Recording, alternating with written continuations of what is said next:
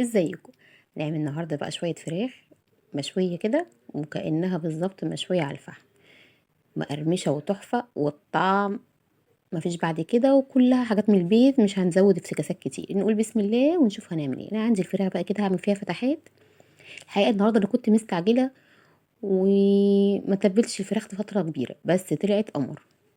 اعمل فتحات بس بقى فيها كبيره قوي توصل للعظم علشان تشرب التتبيله كويس، لان زي ما قلت لكم انا مستعجله، فمش هتقعد وقت كبير في التتبيله.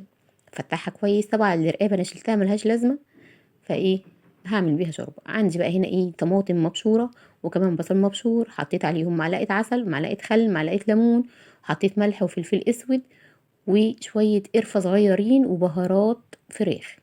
كانت قمر بجد يعني. وممكن تستبدلي بهارات الفراخ بمرق الدجاج اللي هي الفوريه البودر. بس اقلبهم بقى كده مع بعض شويه، وهقوم ضيفاهم على الفراخ بتاعتي واتبلهم كويس. ودي كانت التتبيله بس حقيقي، والقرفه تحفه، بس حقيقي الريحه كانت خطيره.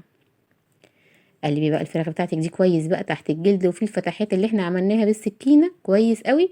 انا سبتهم الحقيقه بقى في التتبيله دي ساعه، يعني هم المفروض اصلا يباتوا يعني 6 ساعات، اقل حاجه المفروض ساعتين. انا حطيتهم هي ساعه عشان كنت مستعجله، وبس برضو كانت تحفه. اسيبهم شويه وارجع نشوف هنعمل ايه. بص بنات، العسل اللي انا حطيته هنا عسل اسود بس كده خلاص. انا كده بعد الساعه بتاعتي ما عدت، عندي بقى ايه؟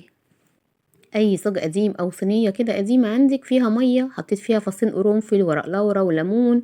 حطيت فيها كمان روزماري. الحاجات دي لما بتغلي بتطلع ريحه الفراخ حلوه قوي. وحطيت عليهم شبكه كده، وهبتدي اللي انا ارص الفراخ بتاعتي عليها. بجد يا جماعه الفراخ دي تستاهل بقكم.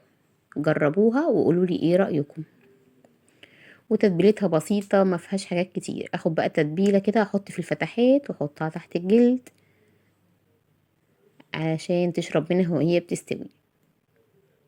بس اهي حطيت كل التتبيلة عليها.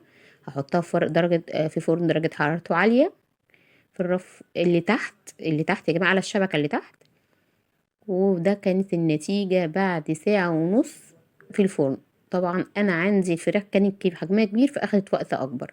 عندي بقى هنا ايه فحم، وحطيتها في شبكة كده، واحط عليها نقطة زيت وهبخرها بريحة الفحم، وفعلا كأنها اتعملت بالفحم بالظبط. هغطي بقى واسيبها.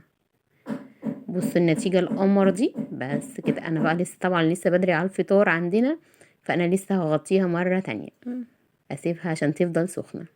اشوفكم في وصفة جديدة ان شاء الله. سلام.